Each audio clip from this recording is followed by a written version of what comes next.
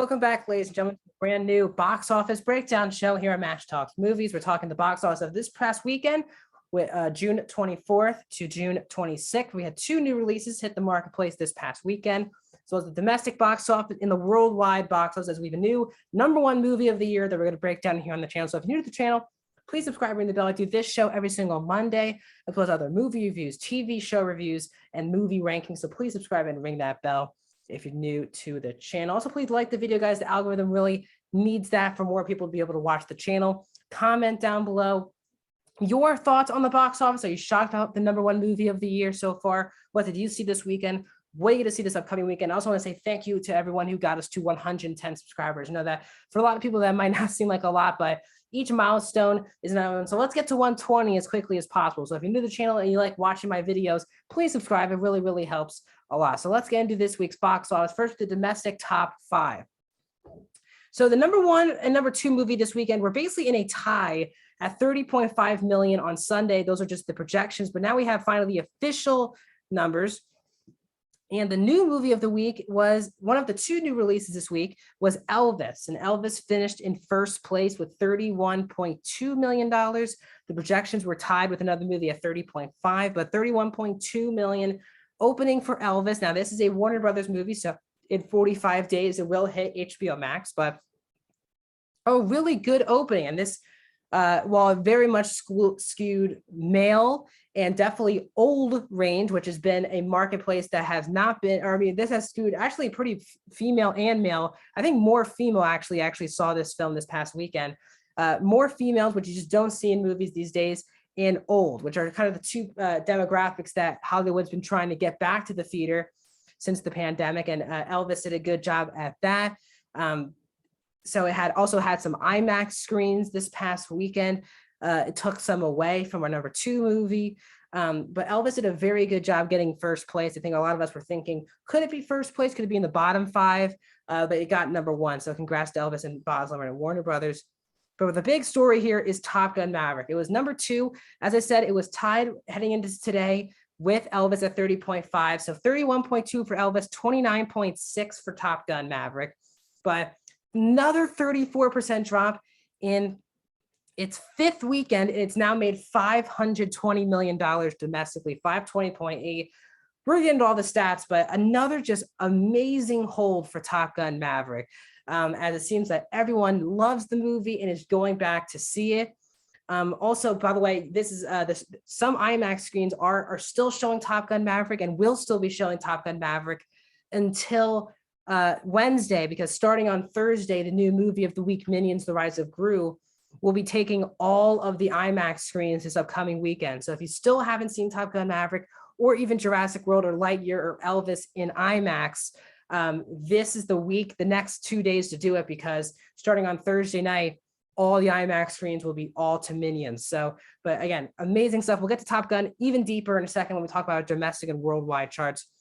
In third place, with dropping 55% in its 3rd weekend, is Jurassic World Dominion, getting another $26.7 million. And its domestic total is now $303 million. So it is now over $300 million. As nice Jurassic World, we knew that this franchise does great. Both first 2 films made $1 billion. I think a lot of people were expecting this one to be a disappointment just based off of the critics' reviews and some of the audience reviews that would probably damage the film, but it has not, because everyone is still seeing Jurassic World Dominion in theaters, and this is still one of the most bankable movie franchises out there. It might be the most one for Universal. Sorry, Elvis is from Warner Brothers, Top Gun's from Paramount, and Jurassic World's from Universal. The second new release of this past weekend is in #4, another Universal film, and that is The Black Phone. It made $23.6 million in its opening weekend.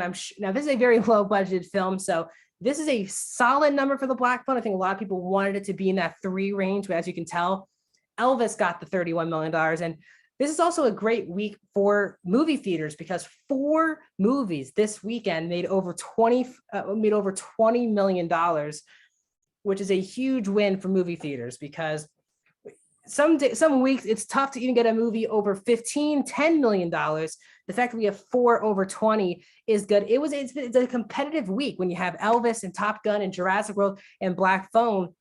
A lot of those are just completely different audiences. But the Black Phone did a very good job sneaking in there. This film was supposed to come out in 2021, then February of 2022, and then it got moved into the summer. So good news, again, another win for Universal at the box office. But the big downer of the weekend is number 5 this week, and that is Lightyear. Lightyear took a devastating 64% drop in its second weekend.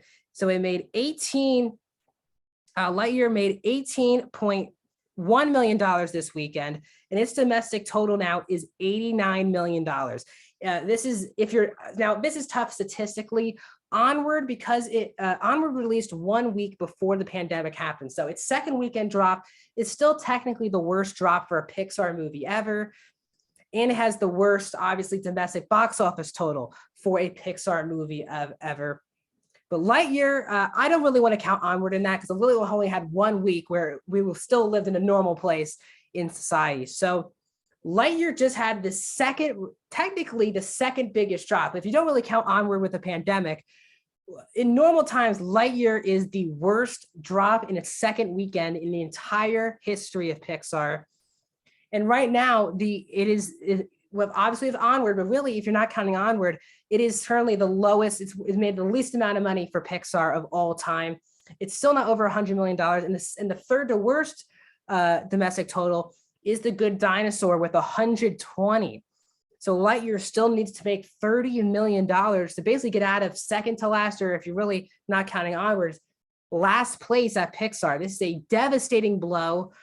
I think there's a lot of reasons why. I think a lot of people would try to throw politics into the mix with the LGBTQ character in the film as a reason why people aren't going to see it. I really do think the main reason why people are not seeing this is how the movie was promoted. Even for casual fans who love this franchise, they just didn't know what the movie was. It was not promoted as a sequel or a video game or a movie. It just wasn't being promoted that well, which is disappointing because I do like the film a lot. And I love Pixar, but I just think people were just confused. The marketing didn't really help the movie at all, but a huge blow because Pixar has been very reluctant to release their movies in theaters. Before Lightyear, 3 of their last 3 movies went straight to Disney Plus. And this is a disappointing blow for them to return to theaters. So we'll see what Pixar does moving forward, if this scares them away from going back to theaters, or will they release another big movie in theaters? We shall see. So we talked about Lightyear, but let's talk about Top Gun Maverick, because it is now the #1 movie domestically this year. As I said, Top Gun Maverick has made $520 million.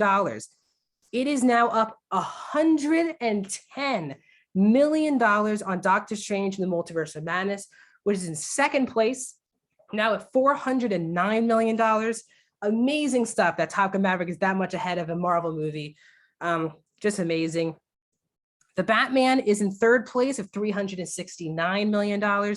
Jurassic World Dominion, as we thought it would, gets up to number 4. It's now over $300 million with 303. So now we have 4 movies this year domestic to get over $300 million. Sonic the Hedgehog 2 is a number 5 with 190. Uncharted to number 6 with 147. And The Lost City is a number 7 with 105. So we have 7 movies still with over $100 million grosses. That will be changing soon with the upcoming month of July, which we're going to preview after this breakdown. To wrap up the top 10, though, Fantastic Beasts number 8, The Bad Guys number 9, Lightyear just gets into the top 10 with 88. The question is, can it even get to $100 million with the competition coming this weekend with the family biz? But let's get into the worldwide, and Top Gun Maverick is the first $1 billion movie of the year. There was only $1 billion movie last year, which was Spider-Man No Way Home. The question is, would Doctor Strange get to $1 billion? Does not look like it. Top Gun Maverick with $1.005 billion. Amazing stuff. Amazing. I think even people who were excited for the film did not see this movie get this much reach. And the shocking part about it is that only 51 domestic and under that is international, and around 49 internationally it feels like a very American film, but it seems like everyone across the world is just eating up this movie. I mean, the fact that Tom Cruise and the people who created this film wanted to sit on this movie for 2 years because they believed it would do well in theaters. It's done more than well in theaters, and a big, big, big home run for Paramount and Tom Cruise. First billion-dollar movie of Tom Cruise's career, still doing it at the age of 60. As I said, Doctor Strange #2 with 943. That'll probably not get to $1 billion because, of course, it's now on Disney Plus for free. So a lot of people not checking that out in theaters anymore. The Batman's #3 with 768. 748 is Jurassic World Dominion. So it looks Jurassic World is 20 more million in only its fourth weekend upcoming to pass the Batman and get into the top 3 worldwide. Fantastic Beasts is at #6. Uncharted's at 7. Sonic the Hedgehog 2 is at #8. And The Bad Guys is hanging in there at #10. So massive, massive win for Top Gun Maverick. But because this is the last weekend here on this breakdown, where we're breaking down the June movies, we're also to the June box office. Next weekend, we're going to break down the July 1st to July 3rd weekend. So let's preview the upcoming month of movies that are coming out in July. This upcoming Friday, July 1st, will be Minions: The Rise of Gru. Really bankable franchise for Universal, who have already huge wins already in this top 5 with both Jurassic World Dominion and The Black Phone. That'll be coming out this Friday and will be taking up all of the IMAX screens. The following weekend, July 8th, is probably the biggest movie left coming out in the summer, which is Thor: Love and Thunder. That'll be coming out July 8th. July 15th, you have 2 new releases where the Crawdads Sing and Paws of Fury: The Legend of Hank are July 15th. July 22nd, the new Jordan Peele film, Nope. And July 29th is DC League of Super Pets. So a very competitive animated family movie month. We're trying to think of any positives with Lightyear moving forward, but even in its 3rd weekend, Lightyear is already getting pretty big competition from the family genre with Minions, and then 2 weeks later with Paws of Fury, and then to end the month, DC League of Super Pets. So we're still going to track the box office. Next weekend, how does Minions do? Does Lightyear survive the top 5 at the box office? And how much more money is Top Gun going to make at the box office? Join me here next week here on the channel. We break down that box office. Other reviews are coming down the channel as well. And I'll see you guys soon.